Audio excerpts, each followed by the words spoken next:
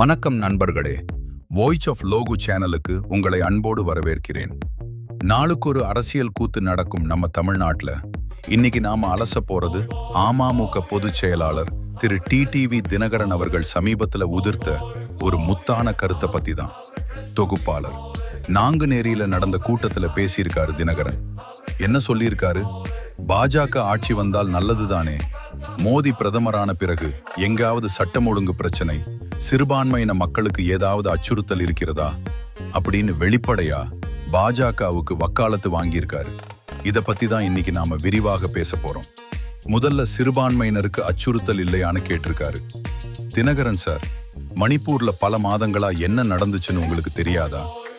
நாடு முழுவதும் மாட்டிறைச்சி பெயராலும் மதத்தின் பெயராலும் சிறுபான்மை மக்கள் மீது நடக்கும் வெறுப்பு பிரச்சாரங்களும் தாக்குதல்களும் உங்கள் கண்ணுக்கு தெரியவில்லையா? ஜனநாயக நாட்டில் தங்களது உரிமைகளுக்காக குரல் கொடுப்பவர்கள் மீது போடப்படும் UAPA போன்ற கொடிய சட்டங்கள் உங்கள் பார்வைக்கு வரவில்லையா? சரி, இதையெல்லாம் தாண்டி பாஜக ஆட்சி வந்தால் நல்லதுதானேன்னு சொல்றீங்களே, யாருக்கு நல்லது? அதானே இங்க கேள்வி. பல தசாப்தங்களாக தொழிலாளர்கள் ரத்தம் சிந்தி போராடி பெற்ற தொழிலாளர் சட்டங்களை எல்லாம் ரத்து செஞ்சுட்டு வெறும் 4 தொழிலாளர் தொகுப்புகளா, லேபர் கோட்ஸ் சுருக்கி கார்ப்பரேட் முதலாளிகளுக்கு ஆதரவாக தொழிலாளர்களின் உரிமை பறித்தது நல்லதா?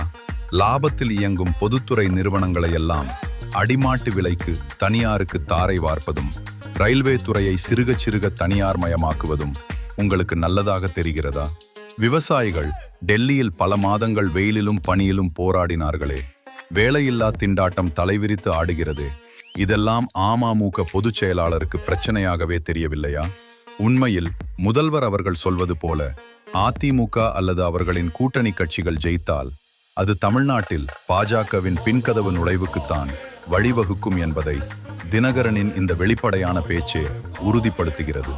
தொழிலாளர் விரோத, கார்ப்பரேட் ஆதரவு மற்றும் பிரிவினைவாத அரசியலை முன்னெடுக்கும் ஒரு கட்சி வந்தால் நல்லதுதானே என இவர்கள் கூறுவது இவர்களின் அரசியல் நிலைப்பாடு எந்த பக்கம் இருக்கிறது என்பதை தெளிவாக காட்டுகிறது. தமிழ்நாட்டு மக்கள் எப்போதுமுதுமே சமூக நீதியையும் தொழிலாளர் மற்றும் பாட்டாளி மக்களின் உரிமைகளையும் விட்டு கொடுக்காதவர்கள். தினகரனின் இந்த நல்லதுதானே வியாக்கியானத்தை மக்கள் நிச்சயம் தேர்தல்ல வெளிப்படுத்துவாங்க. டிடிவி தினகரனின் இந்த பேச்சை பத்தி நீங்க என்ன நினைக்கிறீங்க? உங்கள் கருத்துக்களை கீழே உள்ள கமெண்ட் செக்ஷன்ல பதிவு செய்யுங்க. இந்த வீடியோ பிடிச்சிருந்தா லைக் பண்ணுங்க, ஷேர் பண்ணுங்க. தொடர்ந்து சமூக அரசியல் சார்ந்த உண்மையான பார்வைகளுக்கு நம்ம வாய்ஸ் ஆஃப் லோகு சேனலை சப்ஸ்கிரைப் பண்ணுங்க. நன்றி, வணக்கம்.